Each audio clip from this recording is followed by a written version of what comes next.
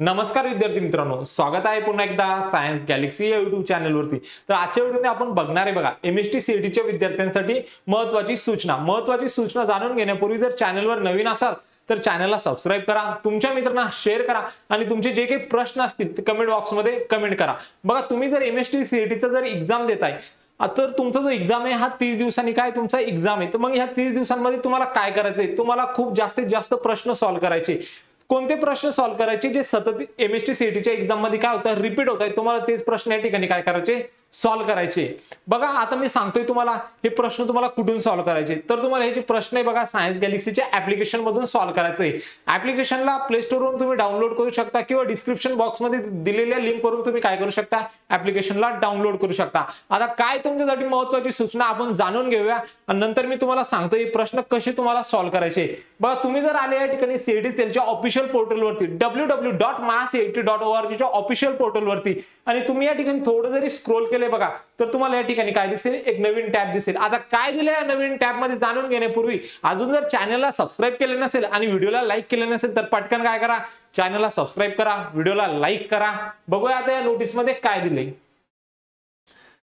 बघा जे तुम्ही एमएसटी सीईटीचा जो ऍप्लिकेशन फॉर्म भरलाय बघा त्या ऍप्लिकेशन फॉर्म मध्ये काय झालेली एडिट फॅसिलिटी अवेलेबल झालेली, म्हणजे अर्थात तुम्ही जर तुमच्या फॉर्म भरताना तुम्ही त्यामध्ये जर काही चुकी केली तर तुम्ही त्या चुकीला काय करू शकता, आता सुधारणा करू शकता। आता बघूया आपण तुम्ही काय काय तुमच्या फॉर्म मध्ये बदल करू शकता।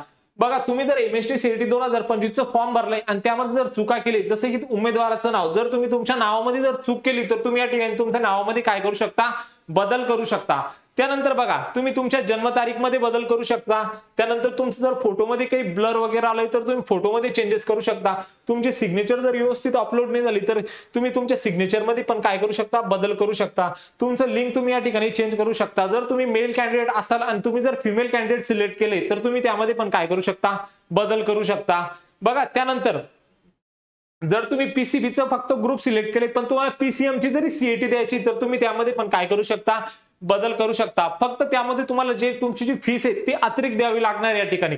मग आता तुमच्या मनात हा प्रश्न आलाय तुम्ही हे बदल कधीपासून तर कधीपर्यंत करू शकता, तर तुम्ही हे बदल आहे बघा 10/3/2025 ते 12/3/2025 पर्यंत काय करू शकता, बदल करू शकता। आणि येणाऱ्या एक्झाम मध्ये तुम्हाला जे प्रश्न सॉल्व्ह करायचे ते कुठून करायचे, सायन्स गॅलेक्सीच्या ऍप्लिकेशन मधून सॉल्व्ह करायचे। मग ऍप्लिकेशन मधून कोणते प्रश्न असणार आहे बघा यामध्ये तुम्हाला आम्ही देणार आहे चॅप्टर वाईज टेस्ट। ह्या टेस्ट असणार आहे तुमच्या 50+ मॉक टेस्ट असणार आहे बघा। आणि हे तुम्हाला कसं असणार आहे, चॅप्टर वाईज, म्हणजे तुम्हाला यामधून जर तुम्ही एक चॅप्टरवर टेस्ट देताय तर तुम्हाला कळेल कोणत्या चॅप्टर मधून कोणत्या टॉपिक मध्ये इम्पॉर्टंट पोर्शन आहे, म्हणजे चॅप्टर मधून जे येणारे प्रश्न आहे आणि त्यांचा कोणता इम्पॉर्टंट पोर्शन आहे।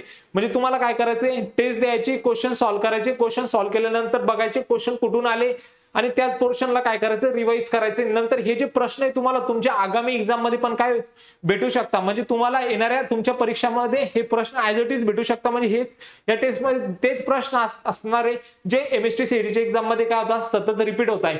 तर बघा हे जे असणार आहे टेस्ट 50+ मॉक टेस्ट असणार आहे बघा। आणि यामध्ये जे टेस्ट आहे बघा जशा परीक्षेत येतात तशाच या टेस्ट असणार आहे। टेस्टची जी फीस असणार आहे बघा 99+ जीएसटी असणार आहे बघा। आता तुम्हाला याच्यामध्ये एक प्रॉपर शेड्यूल डिझाइन करून दिलेले बघा, शेड्यूल कसं आहे मी तुम्हाला सांगतोय बघा। हे तुमच्या काय आता हे डे वाईज काय बनवलेले आहे तुमच्या टेस्ट। जर तुम्ही तुमचा अभ्यास पूर्ण झालाय तर तुम्ही काय करू शकता, रिव्हिजन करून डेली टेस्ट देऊ शकता। जर तुमचा अभ्यास झाला नसेल तर तुम्ही हे जे शेड्यूल बनवलंय, हे जे वेळापत्रक आहे याच्या बेसिसवर काय करू शकता, रिव्हिजन करून काय करू शकता, टेस्ट अटेम्प्ट करू शकता। बघा आता हे जे तुमचे 50+ मॉक टेस्ट असणारे पूर्ण शेड्यूल या ठिकाणी डिझाइन केलेले हे सगळे ऍज इट इज तुम्हाला ऍप्लिकेशन मध्ये भेटून जाईल।